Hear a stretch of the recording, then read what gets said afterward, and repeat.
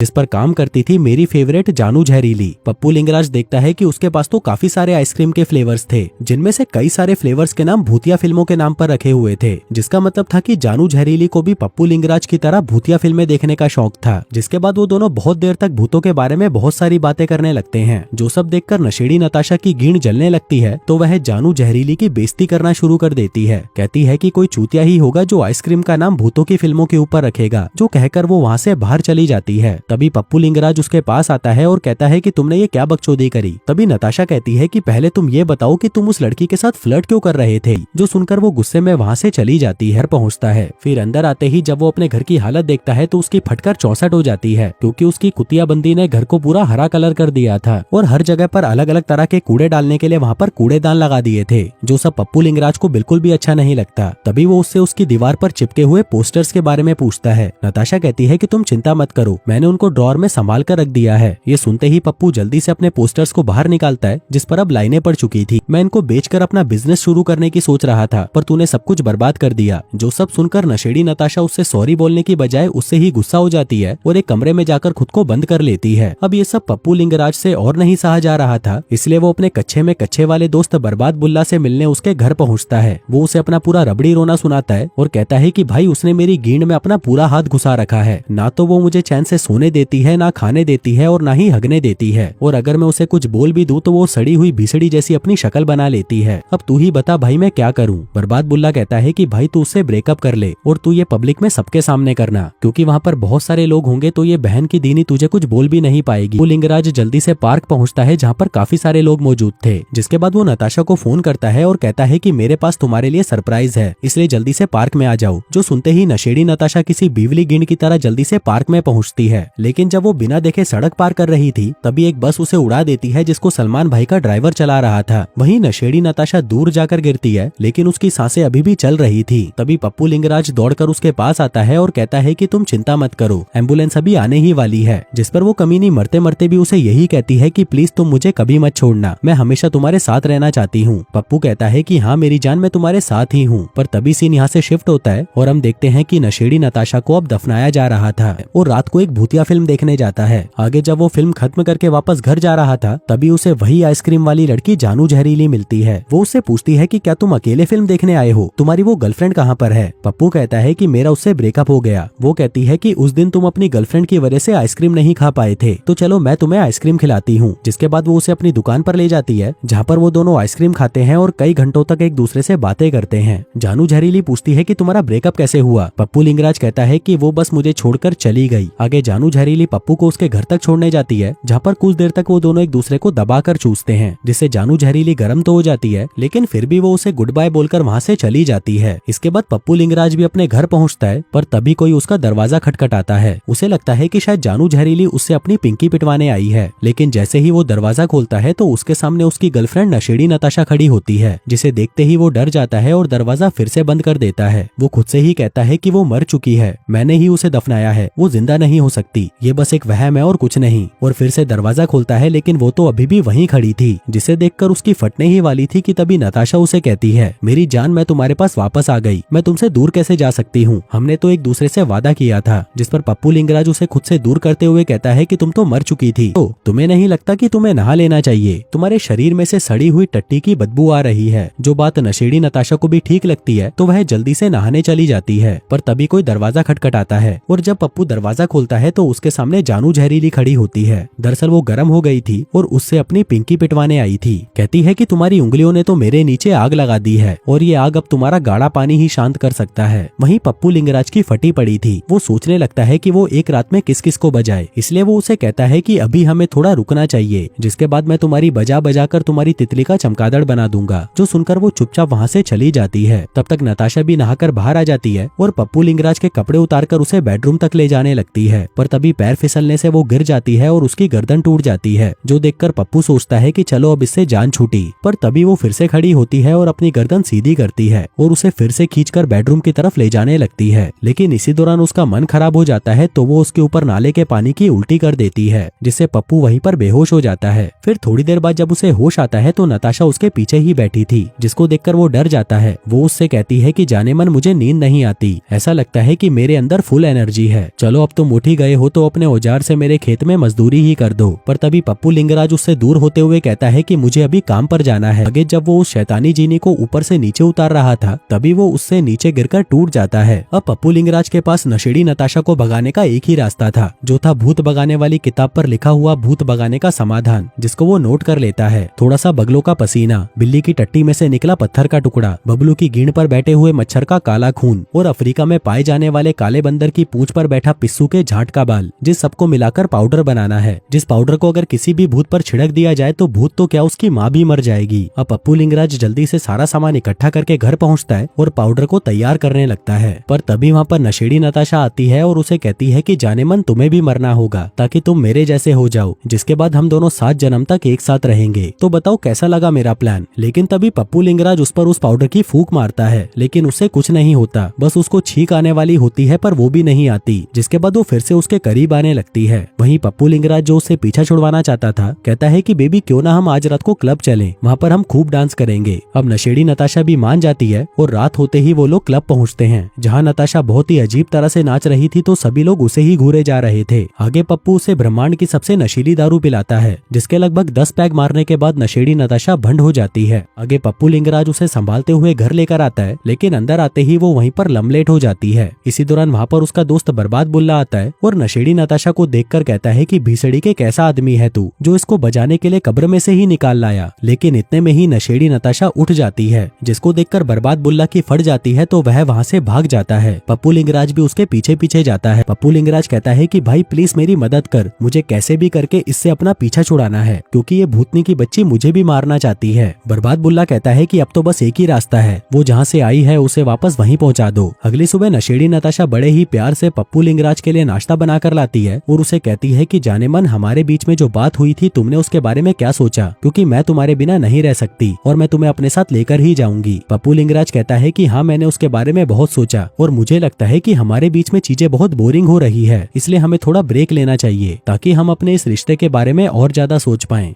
अब इस सबसे पप्पू लिंगराज बहुत ज्यादा परेशान हो चुका था, इसलिए वो अपने दोस्त बर्बाद बुल्ला के पास पहुंच जाता है, जो कि उसे मारने के लिए एक तलवार देता है। कहता है कि पहले इस तलवार को तुम उसकी गुफा में घुसाना और फिर उसकी गर्दन पर। आगे पप्पू लिंगराज अपने घर पहुंचता है, जहां नशेड़ी नताशा कमर तोड़ योगा कर रही थी। आगे वो सूर्य नमस्कार करने बैठती है, जिस दौरान पप्पू लिंगराज अपनी तलवार निकालता है, लेकिन वो उसे चला नहीं पाता, इसलिए वो उसे वापस करने बर्बाद बुल्ला के पास चला जाता है। बर्बाद बुल्ला उसे कहता है कि भीसड़ी के मुझे तेरे से यही उम्मीद थी, पर कोई बात नहीं, मैं मारूंगा उस कुतिया को। जिसके बाद अगले दिन पप्पू लिंगराज जानू जहरीली के साथ फिल्म देखने जाता है और वहीं दूसरी तरफ बर्बाद बुल्ला गंदी फिल्मों की डीवीडी लेने के बहाने नशेड़ी नताशा के पास जाता है, जहां नताशा उसको देखकर बिल्कुल भी खुश नहीं होती। कहती है कि भीसड़ी के अपनी डीवीडी उठा और जल्दी से यहाँ से निकल। आगे बर्बाद बुल्ला को वो डीवीडी मिल जाती है, जिसको वो वहीं देखने बैठ जाता है, जिस सबसे नशेड़ी नताशा को बहुत ज्यादा गुस्सा आ रहा था। वहीं दूसरी तरफ पप्पू लिंगराज मजदूरी करने की तैयारी कर रहा था, जिस दौरान वो जानू जहरीली को अपनी कार में ले जाता है और उसकी चारों तरफ से बजाता है। वहीं घर पर नशेड़ी नताशा गुस्से में पागल हो चुकी थी, इसलिए वो बर्बाद बुल्ला पर हमला कर देती है और उसे जिंदा ही खाने लगती है, जिस दौरान ज्यादा खून बहने की वजह से उसकी मौत हो जाती है। फिर अगली सुबह जब पप्पू लिंगराज घर पहुंचता है तो वह नशेड़ी को देखकर दंग रह जाता है। वो उससे पूछता है कि क्या किया तुमने उसके साथ। नशेड़ी नताशा कहती है कि मैंने तुमको कहा था ना कि मुझे भूख नहीं लगती, लेकिन कल रात मुझे बहुत भूख लगी थी, इसलिए मैंने तुम्हारे दोस्त को खा लिया। लिंगराज कहता है कि ठीक है, मैं चलता हूँ तुम्हारे साथ, लेकिन उससे पहले तुम मस्त नहा धोकर आओ, क्योंकि पहले मैं तुम्हारी दबाकर बजाऊंगा और फिर अपना औजार काटकर मर जाऊंगा। अब ये सुनते ही नशेड़ी नताशा खुशी खुशी बाथरूम जाती है और पप्पू लिंगराज को पुकारने लगती है। कहती है कि जल्दी से आ जाओ जाने मन, हम दोनों साथ में नहाएंगे। पर तभी पप्पू लिंगराज बाथरूम को बाहर से लॉक कर देता है और एक टेबल को दरवाजे पर लगा देता है, जिसके बाद वो भागते हुए पुलिस स्टेशन पहुंचता है बर्बाद बुल्ला की रिपोर्ट लिखवाने। लेकिन तब तक नशेड़ी नताशा दरवाजा तोड़कर बाहर आ जाती है, जहां उसे पप्पू लिंगराज का फोन मिलता है। फिर जब वो उसके मैसेजेस चेक करती है तो उसे पता चलता है कि पप्पू लिंगराज का अफेयर जानू जहरीली के साथ चल रहा है, जो सब देखकर वो जानू जहरीली को मारने के लिए निकल पड़ती है। वहीं दूसरी तरफ पुलिस स्टेशन में खबर आती है कि किसी ने आइसक्रीम की दुकान पर हमला कर दिया है। अब ये सुनकर पप्पू समझ जाता है कि ये काम नशेड़ी नताशा का है, इसलिए वो जल्दी से उस आइसक्रीम की दुकान पर पहुंचता है, लेकिन उसे वहाँ पर कोई भी नहीं मिलता, जो देखकर वो समझ जाता है कि वो भूतनी उसे अपने घर लेकर गई होगी। आगे वो घर पहुंचता है और देखता है कि नताशा ने जानू जहरीली को बंदी बना रखा है और उसकी मार मार कर हालत खराब कर रखी है। तभी पप्पू कहता है कि जानू जहरीली को जाने दे, ये सब तेरे और मेरे बीच में है, इसे क्यों बीच में ला रही है। नताशा कहती है कि तुमने मुझे इस छिनाल के लिए धोखा दिया, जरा इसकी शक्ल देख, ये कितनी बदसूरत है और मैं कितनी खूबसूरत हूँ। पप्पू कहता है कि हाँ जाने मन तुम सुंदर हो, बस इसे जाने दो, इसने तुम्हारा कुछ नहीं बिगाड़ा। तभी जानू जहरीली पूछती है कि ये गंडवी कौन है। पप्पू कहता है कि ये मेरी एक्स गर्लफ्रेंड है, ये मर चुकी थी पर इस गंडवी को चैन नहीं था तो ये वापस आ गई। अब ये सुनते ही नशेड़ी नताशा को और गुस्सा आ जाता है। वो उन दोनों को पकड़कर उन्हें कुत्ते की तरह पेलने लगती है। अब वो उनको मारने ही वाली थी कि तभी पीछे से कोई तलवार उसके पिछवाड़े के आर पार कर देता है, जो कोई और नहीं बल्कि अपना बर्बाद बुल्ला था, जो मरने के बाद फिर से जिंदा हो गया था। आगे नशेड़ी नताशा को लपेटकर वापस उसकी कब्र में दफना दिया जाता है। आगे कुछ समय बीतता है और पप्पू लिंगराज जानू जहरीली को शादी के लिए प्रपोज कर देता है, जिस पर वह मान भी जाती है।